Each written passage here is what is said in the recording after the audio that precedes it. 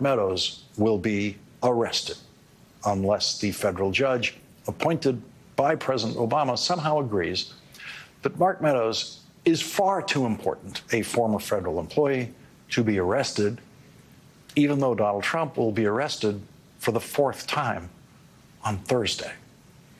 Jeffrey Clark's pleading to the same federal judge about being arrested is like the rest of Jeffrey Clark's legal thinking that got him indicted.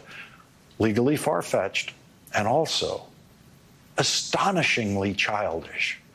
Jeffrey Clark's emergency motion to avoid arrest did something that, in a lifetime of reading such motions, I, for one, have never seen before. He gave the judge a deadline.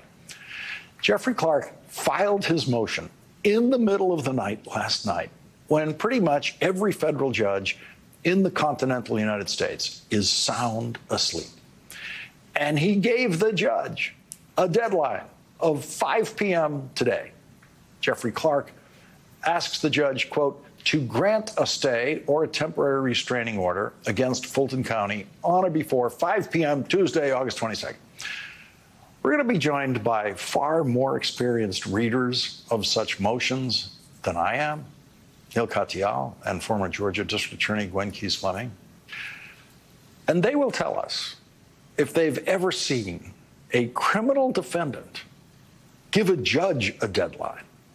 I have never held a motion in my hands in which a criminal defendant gives a judge a deadline of 5 p.m. on the day that the motion was filed, or a deadline of any time, ever. A criminal defendant giving a judge a deadline. Not surprisingly, Judge Steve Jones ignored Jeffrey Clark's deadline. And as crazy as it sounds, to give a judge a deadline, Jeffrey Clark's reason, stated in writing for the deadline,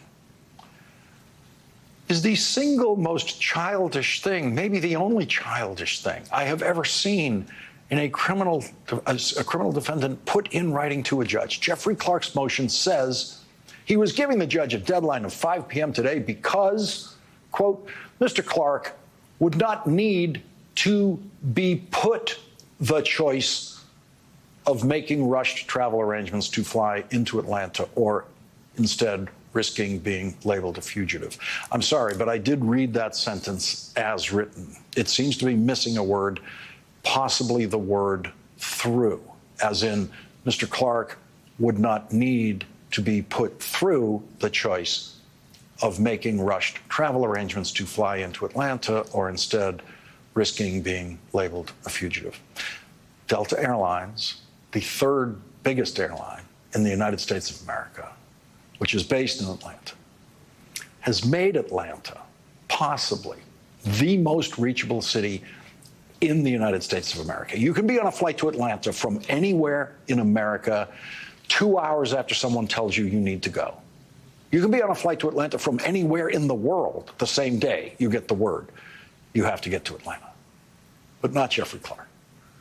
Being a criminal co-defendant in an alleged criminal enterprise to defraud the United States of America and to defraud the state of Georgia should not force Jeffrey Clark to make rushed travel arrangements to fly into Atlanta.